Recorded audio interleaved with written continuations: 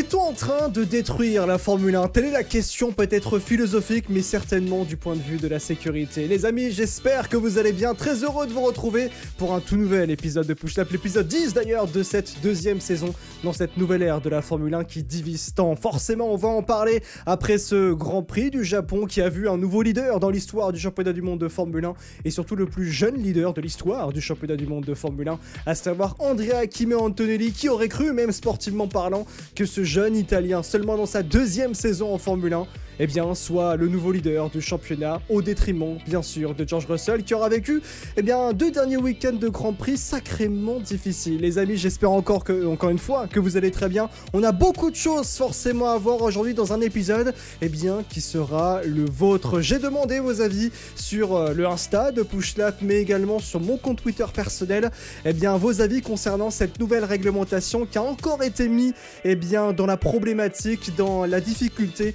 après le crash, forcément lié à cette nouvelle ère de la Formule 1, cette nouvelle réglementation, le crash d'Oliver Burman, un différentiel de vitesse lié à cette gestion excessive des batteries, un différentiel de vitesse très très important de plus de 50 km/h qui a envoyé Oliver Burman au niveau du virage de Spoon, et bien dans le décor en tentant d'éviter Franco Colapinto devant lui, qui était dans une phase où il n'avait non pas n'était pas en phase de recharge, mais plutôt il n'avait juste plus de batterie. 50 km/h de différence, rendez-vous compte, c'est énorme pour voir Oliver Burman malheureusement finir dans le mur. Et au même plus grave, il est sorti de sa voiture extrêmement difficilement en boitant, ce qui a encore plus donné une image très négative de cette nouvelle ère de la Formule 1. Aujourd'hui, peut-être que la Formule 1 est en crise. Est-ce qu'on est en train de détruire la Formule 1 avec cette nouvelle ère? Bien sûr, on va en discuter ensemble et avec moi, bien sûr, dans cet épisode de Push Lap. Vous aviez aimé l'épisode où il était présent, c'est Baby Choum. Baby Choum est de retour et Baby Choum a beaucoup de choses à dire, ça c'est sûr et certain. Comment ça va? Comment va la Bretagne, tiens? Salut Alex, salut tout le monde. Bah écoute, ça va super. Ça va super. Est-ce que j'ai bien résumé tout ce qui se passe là? Bah, globalement, oui. C'est un petit bilan là qu'on va faire du coup au bout de ces 3 courses. Il y a énormément de choses à dire, aujourd'hui sur du bon, mais surtout du moins bon. Et on va en parler. Ouais, c'est clair. On va en parler, on va poser tout ça. Oui, j'ai récupéré tous vos avis, que ce soit sur le Insta de Pushlab, dans la boîte à questions, mais également sur mon compte Twitter. Avant tout, je tenais à vous remercier, parce que, alors je sais pas si t'as vu, Baby Choum, mais il y a eu beaucoup de réactions. Hein. Il y a eu tout le monde a donné son avis, alors beaucoup qui se ressemblaient bien sûr, d'autres qui se sont un petit peu démarqués, c'est vrai, par rapport à certaines analyses, d'autres qui disent clairement qu'ils aiment bien cette nouvelle réglementation, d'autres qui disent c'est pas qu'ils n'aiment pas ou qu'ils aiment cette réglementation, c'est juste mid, peut-être qu'ils s'attendaient à plus avec cette nouvelle ère de la Formule 1. Mais voilà, il y a beaucoup d'avis, ne vous inquiétez pas, dans cet épisode, ensemble avec Baby Choum, on va regarder, analyser tous vos avis et surtout donner nos avis parce que c'est très important et je pense que vous êtes là aussi pour qu'on puisse faire un débat tous ensemble. N'hésitez pas à donner vos avis en commentaire, c'est extrêmement important. On les regarde avec Baby Choum, je les regarde personnellement bien sûr pour faire continuer le débat, même après la sortie de cet épisode. Immense merci d'ailleurs à ceux qui sont abonnés à la chaîne YouTube, ça fait extrêmement plaisir si vous êtes sur YouTube. Donc encore une fois, likez la vidéo et donnez vos avis en commentaire et n'hésitez pas à donner aussi vos avis concernant les vidéos, comment elles sont faites, c'est comment les podcasts sont faits, ça permet d'améliorer le podcast pour les prochains épisodes. Et puis si vous écoutez Push Lab sur les différentes plateformes de podcast, que ce soit Deezer, Apple Podcast, Amazon Music, Spotify et j'en passe, notamment j'en passe bien sûr, n'hésitez pas à noter ce podcast et à donner vos avis également dans les commentaires du podcast sur les plateformes dédiées et ça permet également de faire toujours continuer d'élever ce nouveau projet, puisque c'est toujours un nouveau projet qui date de octobre 2024, dans le début de cette histoire. Bon, beaucoup de choses forcément à voir, vous l'avez compris, dans ce podcast, dans cet épisode aujourd'hui, il n'y aura pas de push mag, parce que vu le nombre de pages Baby Choum que j'ai fait pour préparer cet épisode, on va directement aller dans le push to talk, qui est un peu sous une forme de push de la commu, avec vos avis, bien sûr. Je vais tenter de faire un push mag vendredi pour un peu regarder un petit peu tout ce qu'il y a pu avoir dans les actualités de la F1. Normalement, si j'ai réussi à en faire un, ça sortira vendredi, au moment où on sort ce podcast. On tourne lundi soir, donc le 30 mars. Sachez que du coup, cet épisode, de toute façon, vous le savez, il sort tous les mardis à 18h. Merci beaucoup d'être au rendez-vous. Partons directement, Baby Choum, dans Eh bien, ce Push to Talk, ce nouvel épisode de Push Lab qui est votre épisode. Est-on en train de détruire la Formule 1 ? Vous l'avez forcément vu dans le titre de la vidéo, du moins qui ressemble à ça, et dans la miniature également de cet épisode. La tempête ne se prépare plus, elle est déjà là. La F1 est en crise et ce n'est plus seulement une question philosophique sur ce que doit être la course, c'est aussi une question, c'est aussi et surtout une question de sécurité. Les pilotes avaient prévenu, personne n'a vraiment écouté, et dimanche à Suzuka, ça a failli tourner au drame. Oliver Berman, jeune pilote britannique, contusionné mais indemne, a perdu le contrôle à 308 km/h et a subi un impact mesuré à 50 G dans le virage de Spoon. La cause, un différentiel de vitesse brutale avec Franco Colapinto qui roulait au moins 50 km/h moins vite que lui. Pas une erreur de pilotage, pas une défaillance mécanique, juste une voiture avec de la batterie et une autre sans, pour un impact, encore une fois, je le rappelle, mesuré à 50 G. 50 fois le poids de son corps s'est pris Oliver Berman au moment du choc latéral, d'ailleurs, en dit en passant. C'est exactement ce que cette réglementation produit et c'est exactement ce que les pilotes craignaient. Carlos Sainz, président du syndicat des pilotes, la CGT, a affiché une colère froide après la course. Son message à la FIA est simple, il est temps d'écouter ceux qui sont dans les voitures. Le message est fort. De son côté, Max Verstappen, pourfendeur du règlement 2026 depuis le début, va plus loin. Il songe à quitter la Formule 1 dès la fin de cette saison 2026. Quand le meilleur pilote du monde parle de partir, on ne peut plus dire que tout va bien, ou du moins aujourd'hui la Formule 1 ne peut plus dire que tout va bien. Et il y aura un avant et un après Suzuka, ça c'est sûr et certain, parce qu'aujourd'hui la Formule 1 ne débat plus seulement de philosophie de course, elle débat de sa propre existence. Aujourd'hui la fiabilité de ce sport, la viabilité de ce sport et peut-être même la fiabilité, c'est vrai, de ce sport est en danger au point de se poser cette question. Est-ce que cette réglementation est en train de détruire la Formule 1 ?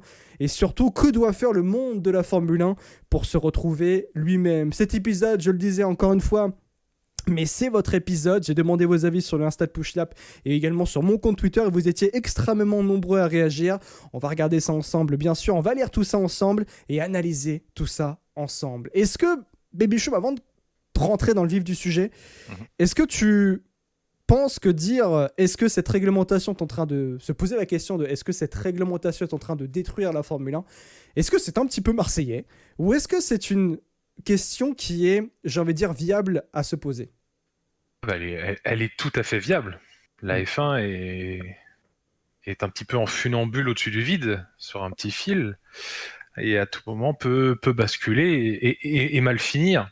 Il y a eu pas mal de warning, de dire attention, ça marchera pas, et on l'a vu sur le bilan de 3 courses seulement, qu'en fait, les débriefings qui se font à droite à gauche, ou même l'avis des gens en général, parlent beaucoup plus de la réglementation que ce qui se passe en piste. Oui. Et donc ça montre quand même que, oui, il y a un problème aujourd'hui en Formule 1 qui est énorme, quoi. C'est vrai que c'est intéressant ce que tu dis, parce que c'est un point que j'avais évoqué que j'évoquais dans l'élaboration de cet épisode.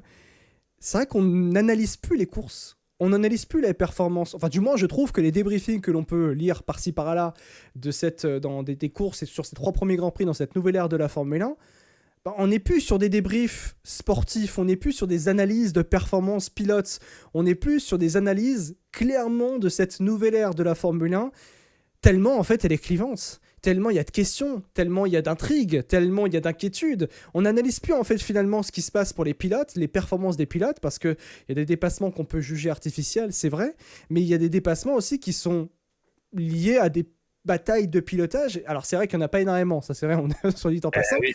Mais quoi qu'il en soit, il y en a tout de même un petit peu. Et c'est vrai que la nouvelle ère de la Formule 1 est tellement clivante et pose tellement de questions qu'on se concentre nettement moins sur les performances naturelles d'un pilote. Et c'est ce que déplorent justement les pilotes eux-mêmes, en plus, Baby Chemin. Bien sûr. T'en as certains qui aiment bien rouler comme ça durant la course avec des batailles. Je prends l'exemple de Leclerc, entre autres. Mais oui, c'est exactement ça. On arrive en fait à se dire est-ce que c'est vraiment un dépassement du pilote pur, ou alors est-ce que c'est parce qu'il avait un peu plus de batterie, enfin voilà, c'est ça, et ça en devient vraiment un problème, quoi. Ouais. Alors avant de parler effectivement des problèmes de cette nouvelle ère de la Formule 1, parlons des effets de course que ça peut produire. Parce que sur la piste, c'est vrai, il se passe quelque chose, quand même, Baby Choum. C'est sur ces 3 premiers Grands Prix, il y a en quelque sorte du spectacle, des dépassements, de l'action, des batailles qui durent plusieurs tours, et ça on ne peut pas le nier. En Australie, la Formule 1 a annoncé plus de 120 dépassements à Melbourne, 120, c'est un chiffre qui aurait semblé fou d'ailleurs il y a encore 2 ans.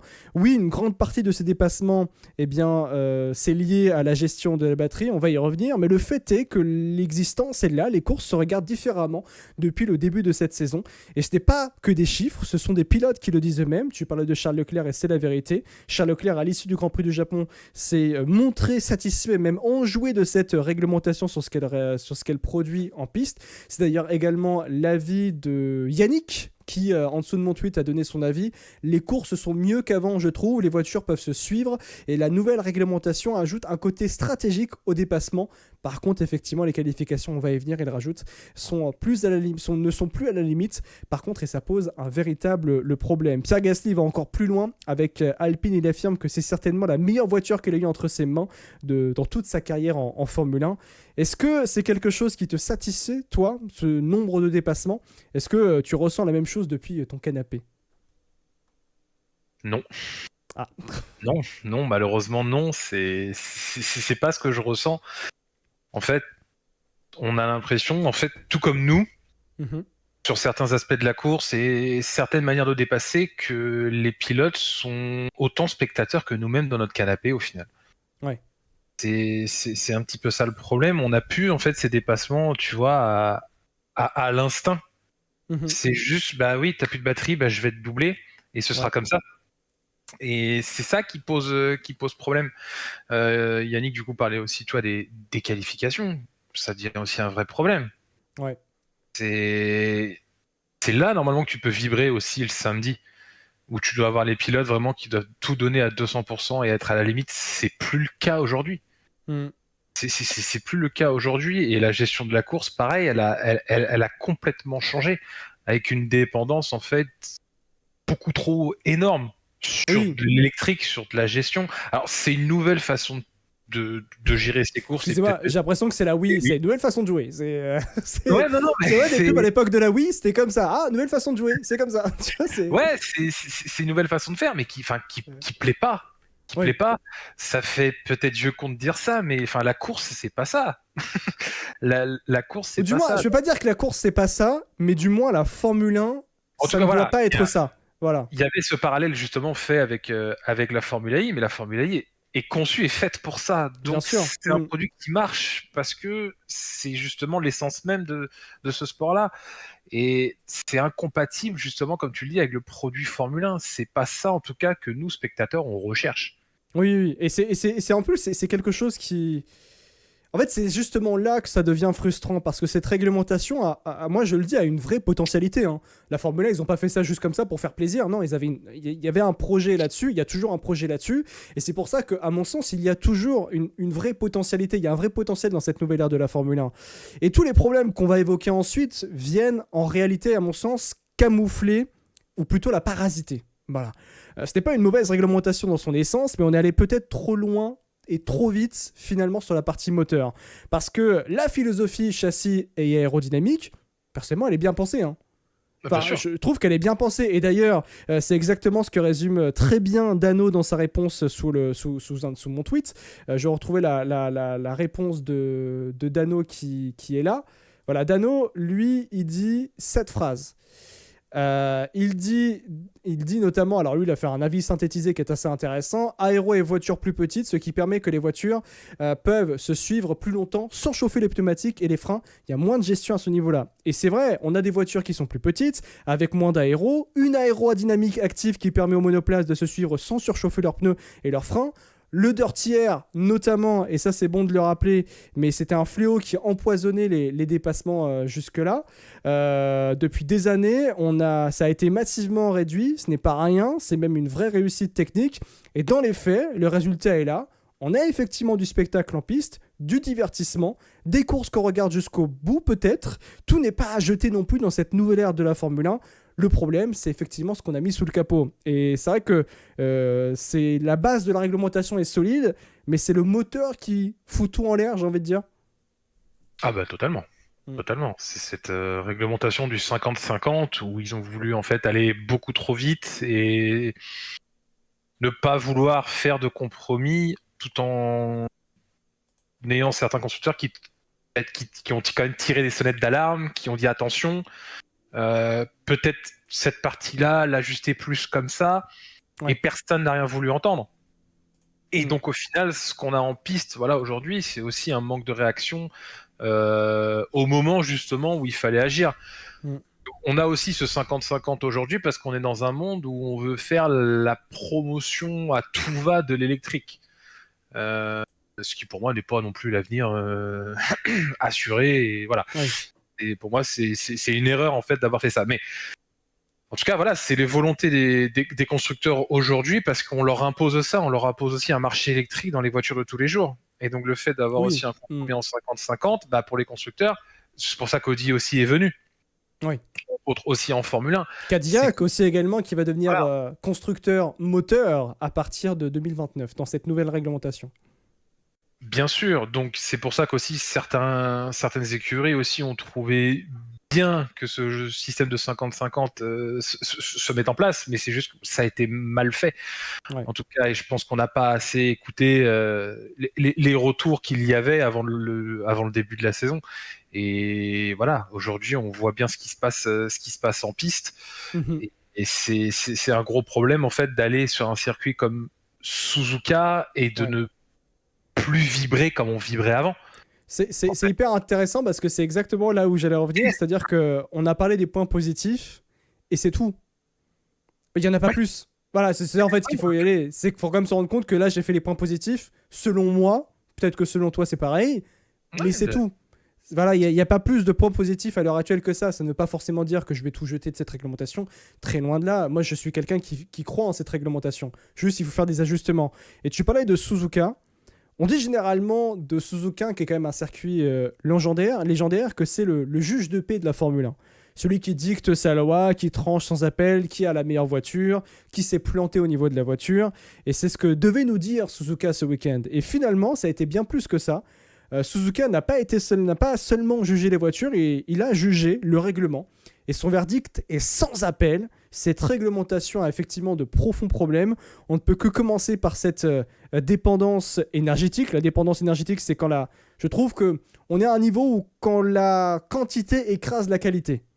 Je ne sais pas si tu es d'accord un peu avec cette vision, mais du moins, c'est mon ressenti. Ouais, c'est trop. Bah, c'est un peu too much. Ah, c'est too much. Ouais. C'est too much, trop loin. Et oui, c'est qu'on a dit. En fait, c'est ce qu'on a dit juste avant. Oui, tout n'est pas à jeter, mais cette partie-là, en fait, est clairement à revoir. Et malheureusement, ne sera pas corrigé d'ici Miami. Il faut pas non plus s'attendre à ce que ce mois de pause et la réunion qu'il y aura le 9 avril va tout changer du jour au lendemain et à Miami, il y aura autre chose. Ouais. C'est pas comme ça que ça va marcher parce que c'est un problème qui est quand même très profond et qui va pas se régler en un mois. Ouais. Donc, ce qui fait que je pense qu'on aura une saison 2026 compliquée et les gros ajustements viendront à minimum l'année prochaine. Ah ouais, au moins, tu ne penses pas qu'à Miami... Alors on va y venir, il faut expliquer effectivement ce que veut faire la FIA d'ici là, mais tu penses pas que d'ici Miami, les choses peuvent changer ? Elles seront ajustées, mais il n'y aura pas de grande voilà, au moins. C'est-à-dire que tu pourras toujours, faire une balance au niveau de la dépense d'énergie, mais ton moteur reste le même et tu vas pas prendre un moteur la semaine prochaine pour compenser justement cette dépense énergétique. Donc là-dessus, il est là le véritable souci, c'est qu'il y aura des ajustements de fait tout en ayant plus ou moins le même matériel aussi dans les mains pour les écuries. Donc c'est pour ça qu'il va falloir quelques temps pour que ce soit un ajustement viable et qu'on puisse le voir concrètement. Je lis un petit peu vos avis que vous avez donnés juste en dessous de mon tweet. On peut avoir notamment cette James Hunt, voilà, qui est revenu sur Twitter visiblement. Je n'aime rien de la partie électrique, les dépassements sont artificiels, trop de recharge et de gestion. Le Graal, c'est quand même les qualifications, les pilotes ne peuvent plus rouler à fond. On va y venir sur les qualifications. Du moins, la FIA doit changer au risque de perdre des mecs comme Max Verstappen. Et ça aussi, on va en parler, ne vous inquiétez pas. Début de saison tout simplement nul. On a l'impression que les dépassements se font à la batterie et pas du tout à la qualité du pilotage. Tout est artificiel, ok. Alors ok, il y a du spectacle, mais franchement, c'est pas du tout passionnant et je rate sans souci les grands prix. intéressant ce que dit surtout sur la fin. Je rate sans souci les Grands Prix, nous dit Jérémy. Il y a Dadou également, ami monégasque, horrible, tout est focalisé sur la batterie. Voir des F1 ralentir en bout de ligne droite ou sacrifier certains virages pour recharger, c'est un crime. Le pilotage est en second rang. Du coup, même les dépassements sont fades. Et c'est vrai que le message est clair. En fait, vous voyez plus de quantité que de qualité. On a un spectacle qui est certes présent, mais jugé, artificiel, et honnêtement, les chiffres donnent raison à ce ressenti. Nous sommes entrés dans une ère de compromis permanent, du moins c'est mon analyse, dans le sens où on a 50% thermique et 50% électrique, une récupération d'énergie bien plus agressive qu'avant. Le moteur ne se pilote plus, il se gère et en équilibre énergétique constant tour après tour. Et pour les pilotes, ça change tout, parce que la question n'est plus seulement de combien j'ai de puissance sous le capot, c'est désormais quand est-ce que je déploie mon énergie, ou du moins plus qu'auparavant, parce que sur les précédentes années en Formule 1, il y avait ça, mais ce n'était pas aussi important du moins, pardon. Où est-ce que je recharge, et surtout, comment est-ce que je compense sur le tour suivant? Et forcément, ça transforme complètement la nature des dépassements, parce que dans beaucoup de cas, ce ne sont plus des dépassements de pilotage, ce ne sont plus que des batailles des batailles pures, arrachées au courage ou au talent, ce sont des dépassements que je qualifierais énergétique. Un pilote attaque parce qu'il a plus d'énergie disponible à ce moment précis, pas forcément parce qu'il est plus rapide ou plus audacieux. Je ne dis pas que tout est artificiel, parce que la Formule 1 a toujours été une discipline technologique autant qu'humaine, hein. Et oui, il y a eu du spectacle sur ces 3 premiers Grands Prix. Mais même si quand tu entends Carlos Sainz, c'est chaud en fait. Parce que lui, il dit ce ne sont pas des dépassements de Formule 1, ça ressemble davantage à une autoroute où l'on appuie sur le boost et où l'on double si on le souhaite. Je pense que notre discipline doit s'améliorer. Je suis convaincu qu'ils écoutent les pilotes, ils apporteront des changements. C'est ce que dit Carlos Sainz par rapport à la FIA. Mais ce qui pose question, c'est cette dépendance énergétique permanente qui vient parasiter, parfois fausser les vraies batailles de pilotage, celles qui faisaient battre le cœur, même j'ai envie de dire des fans de Formule 1, vis-à-vis de la F1 particulièrement. Je sais que tu ressens cette différence. Est-ce que toi, ça change ton plaisir de regarder une course? Et je vais même poser une question en direct. Est-ce que toi, tu prends du plaisir à regarder la Formule 1 aujourd'hui? C'est compliqué, hein. Je vais prendre du plaisir dans un certain aspect, parce que voilà, je suis fan de Ferrari, donc oui, je t'avoue ça que va bien là. Oui. ce que Ferrari nous montre depuis l'Australie, c'est bien. Ça se dépasse entre eux, ça se bataille, c'est très serré entre Leclerc et Hamilton, donc là-dessus, je prends un petit plaisir. Après, non, c'est vrai que je les regarde en fait en étant un petit peu attentiste, parce que, comme on l'a dit, encore une fois, c'est un championnat de gestion électrique, de déploiement de batterie, et en fait, on n'a pas non plus toutes les infos. Faut pas me faire croire que la batterie qui se déploie sur le HUD, c'est pas des infos, ça. J'avoue que c'est pas on va pas au maximum des infos données, du moins, et c'est quelque chose qui avait été beaucoup déploré d'ailleurs. Voilà, et donc en fait, on a des lectures de bataille où en fait on ne comprend pas forcément, où on se dit pourquoi il a pas défendu là, ou pourquoi il dépasse là alors qu'il pouvait dépasser plus loin. Et en fait, on est un petit peu perdu. Donc quand je disais en Australie que c'était des batailles artificielles, en fait, force est de constater que ça l'est. Ça l'est, tout simplement. On a des problèmes en fait de bataille en piste qui sont assez graves, parce que en fait, l'attaquant dans tous les cas gagne. C'est-à-dire que si tu es en recharge devant, tu ne peux rien faire. Il n'y a plus de défense. En fait, finalement, aujourd'hui, en Formule 1, on n'a plus du tout de défense. Personne ne peut défendre aujourd'hui. Il n'y a pas de bataille. Les seuls moments où tu pourras défendre, c'est quand on va arriver sur des circuits urbains, ou peut-être même, tu vois, exemple type. Suzuka, circuit old school. Circuit où, si tu vas à la limite, tu sors dehors. Et en fait, il y a des secteurs où les pilotes pouvaient se dépasser. Alors qu'auparavant, non. Et c'était pas seulement une question de tortière, c'était une question de, pour aller tenter un dépassement, tu avais seulement le DRS et c'est fini. Là, en fait, avec les différences de batterie, les batteries qui évoluent dans un sens ou dans un autre sens, quand tu as plus de batterie qu'un autre devant, tu pouvais dépasser partout. Voilà, tu pouvais dépasser partout. Et non, ça, en quelque sorte, c'est pas de la course. Et là, on est surtout sur des dépassements qui sont jugés artificiels. Est-ce que... Et c'est pas seulement un avis de vieux, pas dire de vieux savants, on peut ne pas dire de vieux cons, on va dire ça, mais c'est surtout un avis qui est partagé par les pilotes. Il y a des pilotes qui veulent pas se dépasser, hein, et ils se dépassent. Et parce que, par défaut, voilà, comme ça, tu vois. Mais c'est ça. Je crois que c'était Norris qui disait ça. Il voulait pas dépasser Hamilton. Ouais. Il voulait pas. Mais évidemment, tu as un déploiement qui est supérieur au pilote devant toi. Donc en fait, t'es obligé d'y aller. T'es contraint d'y aller. La voiture en fait te dit, bah non, moi je vais y aller. Donc t'es obligé de la suivre. Ouais. Au final, si tu vas pas, tu vas harponner la voiture de devant et ça va mal finir. Burman. Même voilà, la conséquence de Burman notamment. Mm. Tu n'as pas ce problème de déploiement ultra hardcore comme on l'a depuis le début de la saison. Jamais ce problème se produit. Et on parlera même pas du décalage en fait de Colapinto à ce moment-là. Le décalage de Colapinto, il est ok, mais c'est juste que bah oui, t'as Berman qui arrive avec plus de 50 km/h de déficit. Bien sûr. Donc il y a un moment quand tu arrivais à des vitesses similaires, tu pouvais checker vite fait dans ton rétro. Et ça allait. Aujourd'hui, tu vas checker dans ton rétro, tu vas regarder devant toi. Bah oui, la voiture, en l'espace d'une demi-seconde, elle est déjà à côté de toi. Et là-dessus, c'est trop tard en fait pour agir. Et donc, ce crash-là, c'est une conséquence de ce règlement. Et ça, c'est pareil. Il y a eu la sonnette d'alarme de tirer. Oui. Il y a clairement eu la sonnette d'alarme de tirer en amont de la saison, en disant avec cette réglementation-là, c'est des choses qui pourront arriver.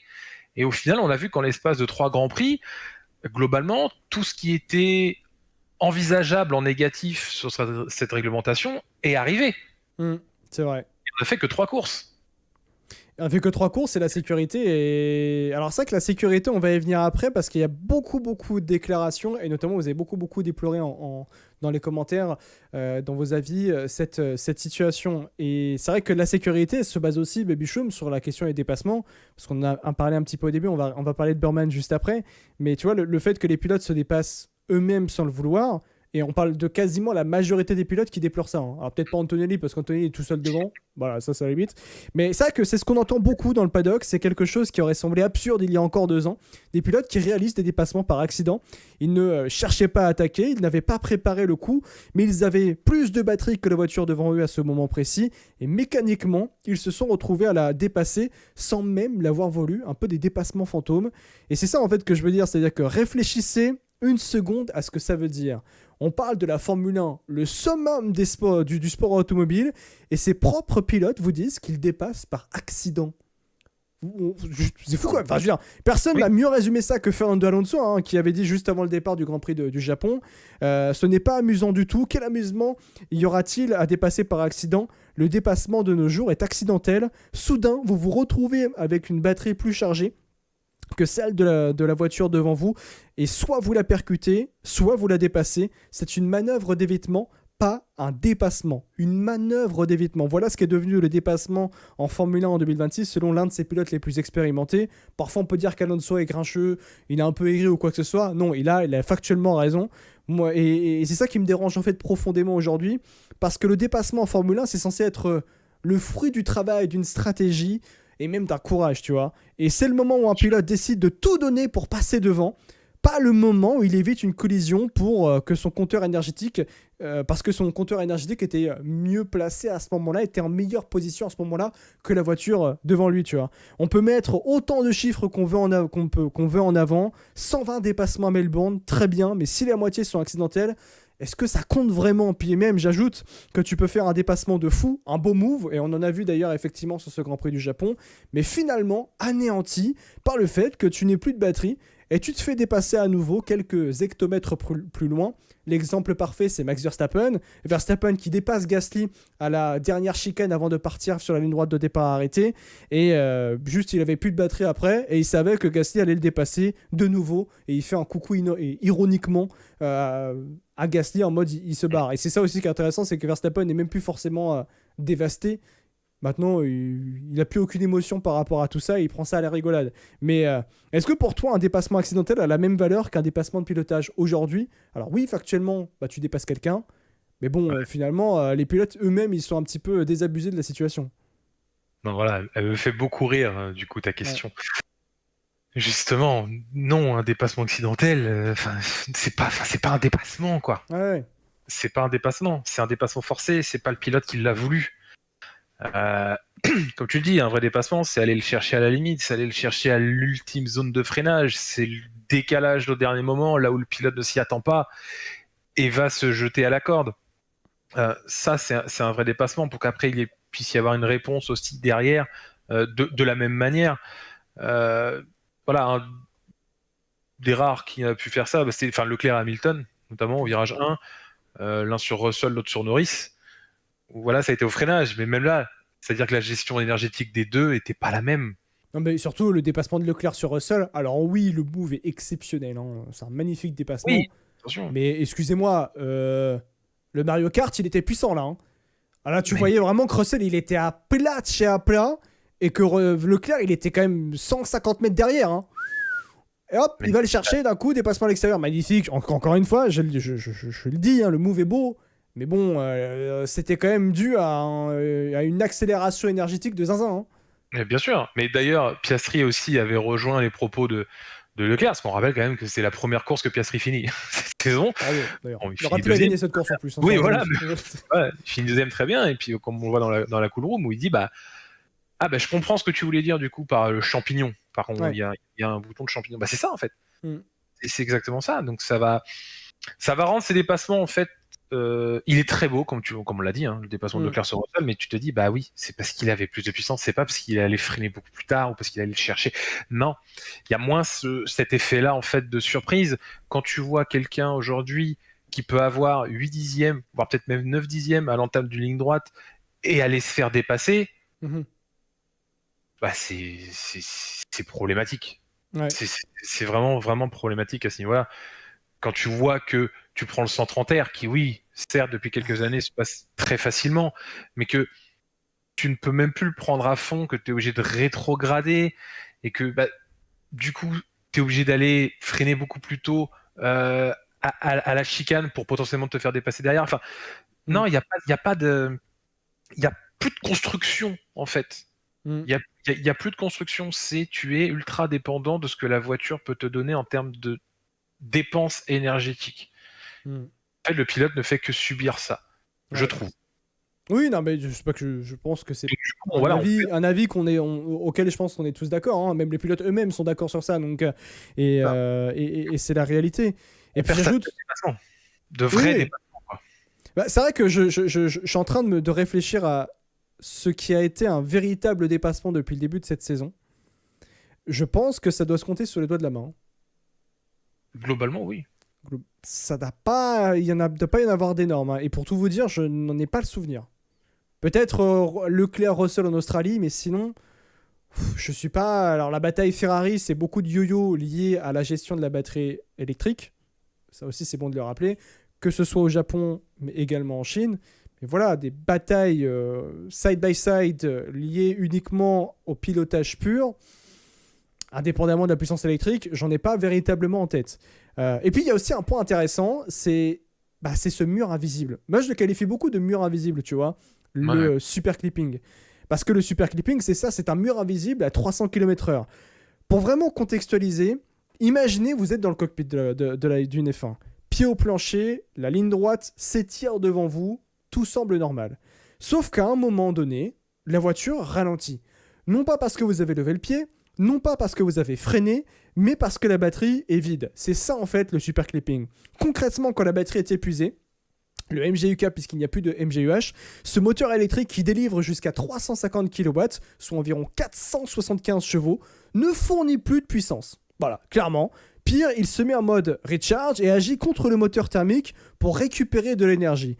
La voiture perd donc brutalement une partie de sa puissance en pleine ligne droite, pied au plancher, et le résultat c'est qu'on a une chute de vitesse soudaine, et cela arrive même en séance de qualification. C'est quelque chose que Sébastien a déploré sur Twitter.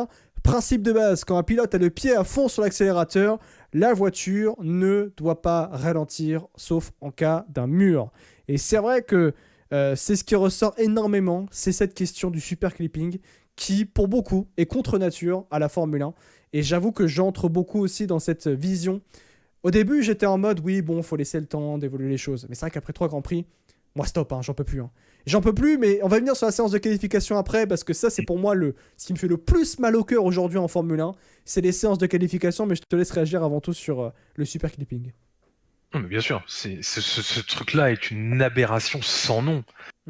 Ce qu'on recherche justement en Formule 1, en tout cas même pas qu'en Formule 1, dans le sport automobile en général, c'est quand même d'avoir une accélération constante et linéaire avec une Vmax à laquelle ça sature et surtout que ça ne descend pas.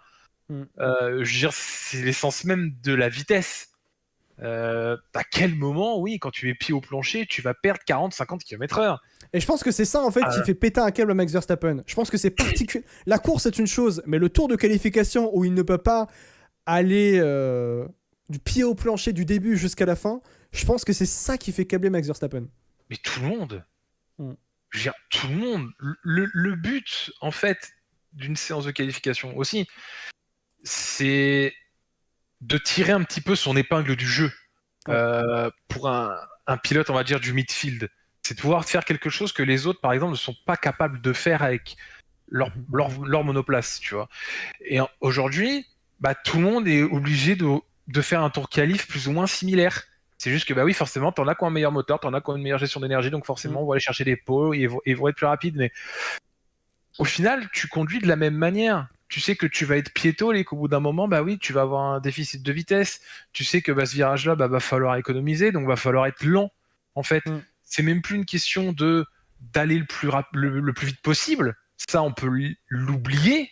Et ce qui est l'essentiel d'une qualification, et ce qui est très grave d'ailleurs, d'oublier le fait d'aller à fond. Maintenant, c'est d'être constant avec ta batterie. Quand on voit ce que dit Leclerc notamment aussi, c'est consternant de se dire putain, je suis un des plus rapides en virage, mais par contre je perds tout en ligne droite et tu perds pas juste un demi-dixième, non, tu vas te prendre 3-4 dixièmes parce que tes limites en font 2 en ligne droite. Et tous tes efforts que tu as mis jusque-là, en fait, sont réduits à néant. Et donc tu n'as plus de prise de risque de la part du pilote justement pour faire la différence. Ouais.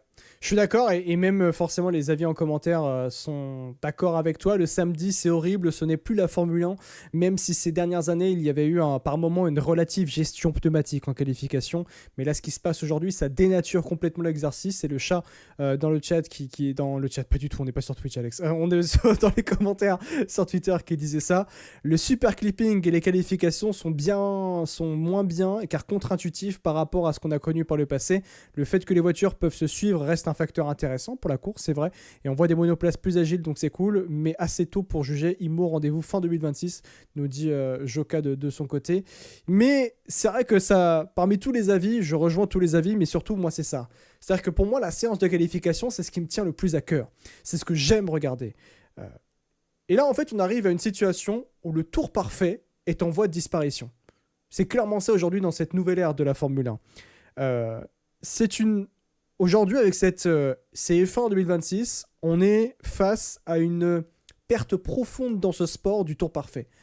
On pourra plus, avec cette réglementation, on ne verra plus jamais de tour d'anthologie en Formule 1. Plus jamais, c'est fini, parce que un pilote aujourd'hui, et tu le disais très bien, est obligé de recharger ses batteries pendant un tour où il devrait finalement être tout le temps à la limite. Il devrait être comme ça à chaque fois, le pilote. Un tour de qualification, c'est censé être ça, la quintessence du pilotage. L'homme et la machine poussés à l'extrême. Sur 60, 70, 80 secondes, pendant tout ce temps, le pilote doit être à l'extrême. Rien d'autre. Et Lando Norris l'a dit lui-même, je trouve ça très intéressant d'ailleurs ce qu'a dit Lando Norris, cette gestion va contre l'âme de la voiture. On a l'impression en fait que la voiture ne veut pas ça, mais elle est contrainte de faire ça. Elle est contrainte de recharger. Et même le pilote aussi n'a pas envie de ça. Le pilote en Formule 1, et même dans le sport automobile en général, il a envie de piloter à la limite en qualification, de faire le tour parfait. Et Alain de Norris, il a totalement raison de dire ça.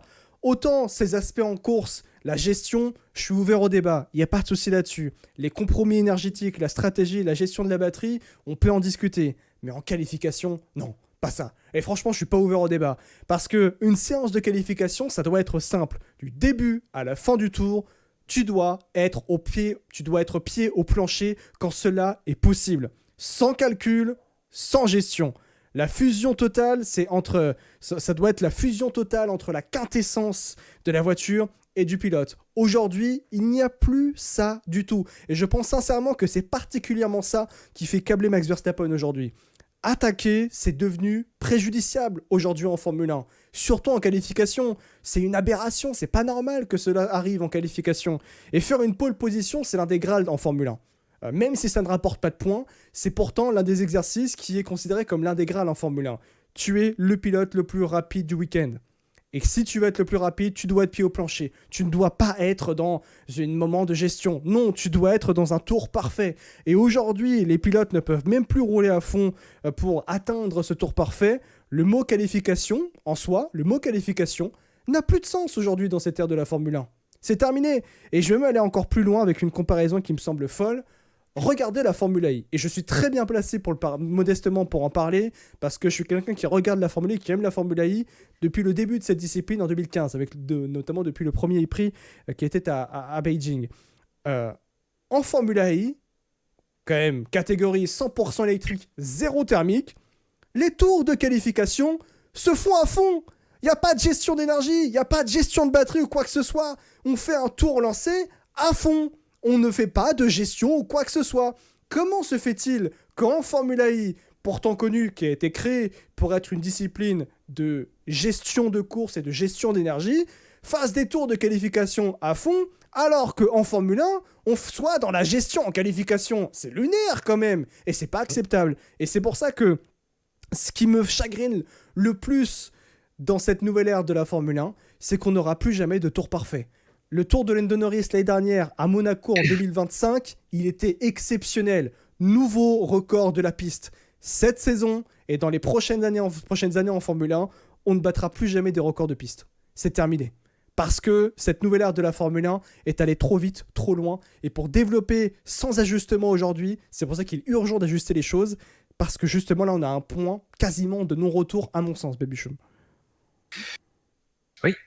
Et avec cette réglementation-là, de toute façon, ça restera comme ça. Je pense que malgré toutes les optimisations possibles, le problème de cette batterie-là, en fait, c'est qu'elle est pas faite pour la Formule 1. C'est aussi bête que ça. Dans la version, en tout cas, dans laquelle elle a été produite en 2026, c'est pas possible. On a fait un saut quand même de 80% thermique, 20% électrique à 50-50 d'un coup. Ouais. Forcément que ça allait mal se passer, en fait. C'était obligé. Et oui, tu prenais des exemples de Norris à Monaco, mais tu peux avoir aussi des pôles de Verstappen de l'espace aussi à Monaco. Oui, j'ai pris l'exemple le plus rapide, je me souviens, parce que j'ai vu le tour de Norris il n'y a pas si longtemps que ça à Monaco. Voilà, tu vois, par exemple, oui, on a souvent critiqué la surdomination de Mercedes, tout ça, notamment pendant le Covid en 2020, mais quand tu regardes les tours, par exemple, qu'ils étaient capables de faire au Mugello, qu'ils étaient capables de faire en Belgique, à fond, sans rien gérer, juste, voilà, Hamilton, la voiture, Bottas, la voiture, boum, on y va à fond. Et ça te donne en fait des images de dingue. Et là, tu vibres vraiment, quoi. Tu vibres vraiment en tant que fan de F1. Tu vois des tours comme ça, tu fais ah ouais, c'est quand même dingue. Et aujourd'hui, en fait, tu n'as plus ça. Et le fait d'avoir perdu, en fait, je trouve cette flamme en qualification. Ah non, clairement, c'est pas normal. Qu'on ait des courses chiantes avec des réglementations qui sont discutables. Enfin, je veux dire, on en a eu. Oui, évidemment. Des courses à ennui. Enfin, je prends la saison 2014. Voilà, Mercedes est loin devant. Basta. Mais tu avais quand même aussi cette qualification qui était encore là, présente, où les pilotes pouvaient encore faire quelque chose. Et aujourd'hui, en tout cas, avec ce moteur-là, non, ce n'est plus possible. Il y a bien une solution, évidemment, à ça. Et c'est la solution d'urgence que la FIA avait potentiellement évoquée. Et il serait peut-être temps, de la remettre à l'ordre du jour. Oui. Voilà. Petit teasing, on va y venir. Et voilà. Mais il faudrait. Question sportive, bien sûr, sur la justesse des qualifications aujourd'hui qui peut perdre leur sens, du moins à notre sens, et certainement à votre sens aussi. Si vous êtes de l'avis contraire, je suis curieux d'avoir vos avis en commentaire. N'hésitez pas à donner vos avis en commentaire de tout ce qu'on a pu dire jusque-là. Et ce sera hyper intéressant d'avoir vos avis, bien sûr. Et si vous êtes de l'avis contraire sur les séances de qualification que vous trouvez plutôt bien, je suis curieux d'avoir vos avis, voilà, en commentaire, parce que je suis prêt vraiment à aller dans ce débat et pour comprendre comment aujourd'hui, qui trouve du moins aujourd'hui les séances de qualification intéressantes, du moins sur l'aspect pilotage. Bon, on va y venir. Et puis en course, ça a bien sûr des effets extrêmement dangereux. on l'a vu avec Burman, le super clipping. Parce que derrière, vous l'avez compris, elle a peut-être la voiture derrière, elle a peut-être encore de la batterie. Elle arrive donc à 50, 60, voire 70 km/h plus vite sans que le pilote devant n'ait rien fait de différent finalement. C'est exactement ce qui s'est passé à Suzuka entre Burman et Colapinto. Pas une erreur, pas un manque de talent d'ailleurs de l'un des deux. Un différentiel énergétique brutal à 300 km/h. Une chose dont avaient prévenu à multiples reprises les pilotes, le danger de cette nouvelle réglementation, le différentiel de vitesse peut être véritablement dramatique. Carlos Sainz, président du syndicat des pilotes, la CGT des pilotes, c'est Carlos Sainz, la voix officielle des pilotes face à la FIA, et ça c'est plutôt mieux de préciser.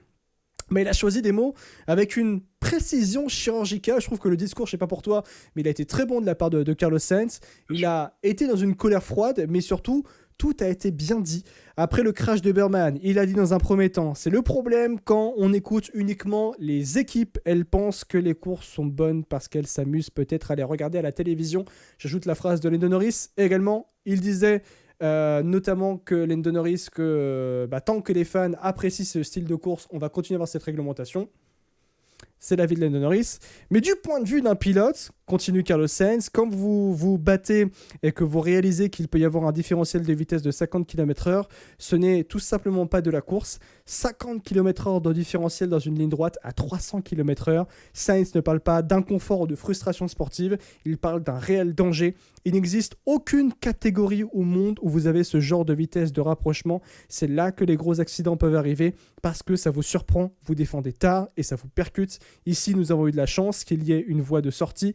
Imaginez maintenant aller à Bakou ou aller à Singapour ou aller à Vegas et avoir ce genre de vitesse de fermeture et d'accident.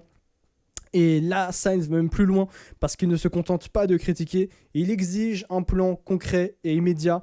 J'espère vraiment que la FIA et même, j'ai envie de dire, la FOM dans la globalité vont nous écouter et qu'ils se concentreront sur nos retours pour que nous leur avons donné plutôt que d'écouter uniquement les équipes, qu'ils arrivent à Miami avec un plan qui améliore la situation. Alors pourquoi il parle des équipes, Carlos Sainz ? De ce que je comprends, il parle des équipes mais des écuries.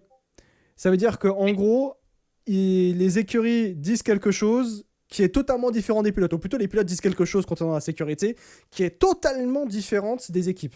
Donc là, il y a déjà un malaise, en plus des pilotes envers la FIA, mais des équipes avec leurs pilotes respectifs.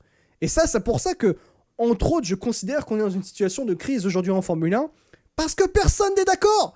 Mais comment ? Que personne n'est d'accord aujourd'hui en Formule 1. Tout le monde pense différemment, mais ceux qui doivent être écoutés le plus principalement, ce sont les pilotes. C'est eux qui sont en piste, Baby Chum. Bien sûr, mais c'est eux qui font la course, c'est eux qui font de l'audience aussi. Enfin, si à partir du moment où tu n'écoutes pas tes principaux acteurs, où est-ce qu'on va ? Où est-ce qu'on va ? Dans ce cas-là, on fait de la robot race. Hein ? Oui. Oui, on enlève les pilotes des voitures, et puis comme ça, tout le monde sera content. Et puis les écuries les premières, et puis la FIA aussi. Hein. Là, tu n'auras plus de problème de sécurité ou quoi que ce soit à gérer. Hein. Ouais. Si la voiture reste toute seule dans le mur, c'est pas grave, il n'y avait personne dedans. C'est marrant, ça fait du divertissement aussi. C'est marrant. Et voilà, parce que plus personne ne regarderait ça. Oula. Ouais. Surtout pas. Je veux dire, c'est un petit peu là, c'est des gladiateurs des temps modernes, et on déconne pas avec la sécurité. En fait, aujourd'hui, on est capable de mettre des choses en place qui sont absolument exceptionnelles et qui ont quand même drastiquement réduit les accidents mortels. Et il faut continuer en fait dans cet aspect-là.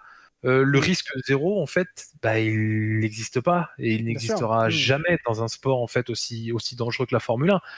Et là, on a ajouté un nouveau paramètre en fait qui rend les courses ultra dangereuses. Et à partir de ce moment-là, il faut être aussi à l'écoute des pilotes et être aussi à l'écoute de leurs revendications pour justement améliorer la situation.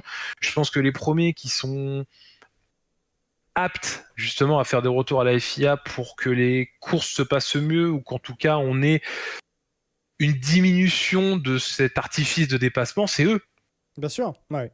C'est eux qui conduisent ces monoplaces, c'est eux qui ont aussi une expérience de course. Et donc c'est eux clairement qu'il faut écouter. Ouais. Tout simplement. Le prochain Grand Prix, Sainz fixe une échéance publique à la FIA et sa conclusion d'ailleurs au micro de Sky Sports résume tout. Je ne suis pas très heureux de ce que nous avons eu jusqu'à présent. J'espère qu'on trouvera une meilleure solution qui n'engendre pas ces vitesses de rapprochement massives et une façon plus sûre de courir. Ce n'est plus un pilote d'ailleurs qui se plaint, mais je trouve que c'est quand même Sainz qui lance quand même un ultimatum à toutes les instances dirigeantes de la Formule 1, pas seulement la FIA, mais également la Formula One et plus particulièrement la FOM, qui est aussi à l'initiative de cette nouvelle réglementation. Mais, alors je suis curieux d'avoir ton avis sur ça, et je suis curieux d'avoir vos avis également pour ceux qui écoutent tout ça. J'ai peur d'autre chose, je trouve. J'ai peur d'autre chose, d'un scénario qui peut peut-être sembler extrême aujourd'hui, mais qui n'est plus aussi impensable qu'avant. J'ai peur qu'on arrive à un désaccord qui est tellement profond entre les pilotes et la FIA que les pilotes décident à un moment, si ça continue, de ne plus piloter. Et sincèrement, je pèse mes mots sur ça dans le sens où ce sont eux les acteurs, ce sont eux qui montent dans ces voitures chaque week-end, ce sont eux qui prennent les risques. Sans eux, il n'y a pas de spectacle en fait. Et sans eux, il n'y a pas de Formule 1. S'ils ne roulent pas, qui va rouler ? Personne. Combien peut me dire oui, il y a des pilotes de réserve. Non, personne ne va rouler. Personne apporte autant de hype à regarder un Grand Prix que des Carlos Sainz, que des Lewis Hamilton, que des Max Verstappen, que des Fernando Alonso, que des Lando Norris, quoi qu'on en dise, que des Oscar Piastri, que des Charles Leclerc, que tous les pilotes aujourd'hui qui sont sur la grille ont une hype, ont un storytelling, et les gens regardent dans la majorité, non pas pour les écuries, mais regardent pour les pilotes qui sont aujourd'hui en Formule 1. Et c'est ça en fait, c'est que si eux décident unanimement, on roule pas, on en a marre, c'est trop dangereux, vous nous écoutez pas, personne va rouler. Et là, le sport est bloqué. Et c'est ça en fait que je lis c'est ce que je lis dans la déclaration de Carlos Sainz. Ce n'est pas juste de la frustration sportive, c'est le signal d'une communauté de pilotes qui se sent en danger parce qu'elle n'a pas été entendue, qui a prévenu, qui a alerté et surtout qui a été ignorée. Parce que oui, aujourd'hui, tu as le sentiment, je ne dis pas que c'est vrai, que c'est la vérité, voilà, que c'est plutôt un ressenti, mais tu as le ressenti du moins que les pilotes ont été ignorés dans ce qu'ils ont prévenu. Par rapport à ce qu'ils ont prévenu. Et des pilotes qui se sentent en danger et ignorés, à un moment, ils vont faire valoir leur position d'une manière bien plus forte que des déclarations. Est-ce que je vais trop loin, Baby Choum ? Est-ce que tu penses qu'on peut aller jusque-là ? Je sais pas. Je sais pas si demain il y aura une unanimité vis-à-vis des pilotes pour dire stop. Par contre, ce qui est vrai, effectivement, c'est qu'ils ne sont plus écoutés. Ils ne sont clairement pas écoutés. Ça, on l'a bien vu notamment à Jeddah. Ouais. C'était quoi en 2023 ? Oui, j'avais cet exemple en tête de Jeddah 2023. 2023, okay. Je crois que c'est ça, voilà, justement. Où ils voulaient pas rouler, on les a forcés à rouler. Limite, voilà, on leur a mis un couteau sous la gorge en disant tu roules. Point, t'as pas ton mot à dire. Et en fait, qu'on traite les pilotes comme ça, les acteurs, les premiers acteurs en fait de ce sport, mais je trouve ça incroyable. Je trouve ça vraiment incroyable en fait, où on en est au point que on se dit ok, la réglementation est dangereuse, mais vous voulez des changements, mais non, nous on vous écoutera pas, on laissera comme ça, et jusqu'au moment où en fait il y aura l'accident de Berman qui va se reproduire, comme l'a dit Carlos, peut-être à Bakou, peut-être à Singapour, et là où ce sera une autre gravité. Une autre gravité. On a le Grand Prix d'Arabie Saoudite qui a été annulé, heureusement, mais au final, on se dit, si ce genre d'incident arrive à Suzuka, mais qu'il arrive en Arabie Saoudite, comment on fait ? Parce que là, c'est pas la même sauce. À 300 km/h dans le mur, je peux te dire que tu t'arrêtes pas, tu fais pas du 300 à 0 dans le mur. Là, tu continues, tu vas retaper encore un mur à 50G, je sais pas où. Et donc là, tu fais un suraccident et qui peut être bien plus dramatique que ce qu'on a eu à Suzuka. Et tout ça vient du fait qu'on les écoute pas, mais c'est pas nouveau. C'est pas nouveau, et en tout cas avec la FIA, avec Liberty Media, je pense que ce sera pas prêt de changer. On l'a dit déjà, et aujourd'hui c'est une normalité, mais la Formule 1, en tout cas comme Liberty Media veut nous vendre la Formule 1, c'est du divertissement, un show. Oui. C'est de moins en moins un sport en fait. On veut nous vendre un show. Alors que la Formule 1 est juste un sport pur et dur à la base. C'est pas du catch. Voilà, non mais c'est bête à dire. Mais c'est pas une série en fait que tu regardes, c'est pas des acteurs, c'est des pilotes qui risquent leur vie chaque week-end. Et donc évidemment, ce serait bien quand même qu'on prenne leurs paroles en considération quand ils ont quelque chose d'important, en tout cas comme ça, à dire, et qui met leur vie en jeu tout simplement, et leur sécurité en jeu. C'est clair. D'ailleurs, la FIA a réagi très vite face à la crise qui est en train de monter, parce que c'est clairement ça qui est aujourd'hui en l'état. Je pense même qu'on peut dire que c'est la crise aujourd'hui en Formule 1, parce que juste après le crash d'Oberman à Suzuka, la réponse officielle de la FIA, eh bien, je vous l'ai mise à l'image pour ceux qui sont sur YouTube, et si vous êtes en podcast, si vous écoutez en podcast, eh bien, je vais vous en parler. Premièrement, il y a des réunions qui sont prévues en avril pour évaluer le fonctionnement des nouvelles réglementations, de la nouvelle réglementation, et déterminer si des ajustements sont nécessaires. Très certainement, ils sont nécessaires les ajustements. Deuxièmement, toute modification, en particulier sur la gestion de l'énergie, nécessitera des simulations rigoureuses avant d'être appliquées. Et puis troisièmement, et c'est la phrase qui dit tout, toute spéculation concernant la nature d'éventuels changements serait prématurée. Traduction, on analyse, on réfléchit comment faire évoluer les choses. Et ce qui est intéressant également dans cette réponse de la FIA, c'était le ton. La FIA ne surréagit pas, elle ne nie pas non plus, elle reconnaît implicitement que Suzuka a changé quelque chose dans l'urgence du dossier aujourd'hui, et il y a un levier d'ailleurs que la FIA peut activer sans avoir besoin du consentement de la majorité des écuries, c'est la sécurité. Ça a été d'ailleurs la question pour, souviens-toi, pour les départs de Grand Prix et le changement des procédures. On disait que Ferrari ne voulait pas qu'on change les procédures de départ parce qu'ils avaient prévenu auparavant sur la question des moteurs que ça allait être compliqué en 2026, ce à quoi tout le monde a répondu mais non on change pas et ainsi de suite. Ferrari se sont dit bon bah ok, bah nous on va faire en sorte que notre moteur soit prêt pour les départs en 2026. Puis tu arrives aux essais de précision, tout le monde est en mode ah c'est dangereux. Ah bah oui, bah Ferrari avait prévenu. Ah oui. Donc, voilà, c'est un peu ça l'idée, mais du moins là, la question de la sécurité est encore une fois mise en avant du côté de la FIA. Donc ils peuvent changer des choses sur des ajustements, du moins ils peuvent faire en sorte qu'il y ait des ajustements sur cette réglementation moteur sur la question de la sécurité, donc sans demander l'avis des écuries. C'est son domaine souverain, d'ailleurs à la FIA, la sécurité, parce que je rappelle un truc tout bête, mais la FIA, ils sont là pour faire en sorte que la Formule 1 se passe en toute sécurité. Aujourd'hui, est-ce que vous avez le sentiment que la Formule 1, on a une Formule 1 en sécurité? Est-ce que les pilotes se sentent en sécurité? De ce que dit Carlos Sainz, non. Donc là, on est face à un domaine où ils sont totalement souverains, la FIA. Et ce levier est plus légitime que jamais, et je pense sincèrement qu'il y aura peut-être pas des changements, mais des gros ajustements à Miami, Baby Chum. Il n'y a pas le choix. Il n'y a pas le choix. Oui, bien sûr. Faut agir vite, en fait. Ce mois de pause, au final, tu vois, il est ultra bénéfique. Bien sûr, ouais. Moi, je le vois pas comme oh non, on n'aura pas de course pendant un mois. Oh, c'est vraiment dommage. Merci qu'on n'ait pas de course pendant un mois, hein, parce que là, ouais, c'est plus ça. En fait, oui, c'est limite ça. C'est plus merci, en fait. On ressort d'un bilan de 3 courses, on se dit bon bah c'est pas dingue, il va vraiment falloir faire quelque chose. Malheureusement, comme j'ai dit tout à l'heure, avec les moyens du bord. En fait, tu vas pas pouvoir révolutionner la réglementation comme ça au bout de 3 grands prix, mais oui, il va falloir des ajustements concrets et c'est surtout faire des ajustements en fonction des tracés. Il faut qu'en fait ce déploiement d'énergie soit fait en conséquence de là où on va rouler, tout simplement. Un déploiement d'énergie à Miami sera pas le même qu'à Monza, sera pas le même qu'à Monaco. Donc il faut justement faire ces ajustements-là en conséquence. Et la réunion du 9 avril, en fait, pour moi, elle est déjà capitale, en fait. Bien sûr. Elle est déjà capitale. Il va clairement falloir qu'il y ait des choses positives qui ressortent de là, tout simplement. Et peut-être même au-delà de 2026.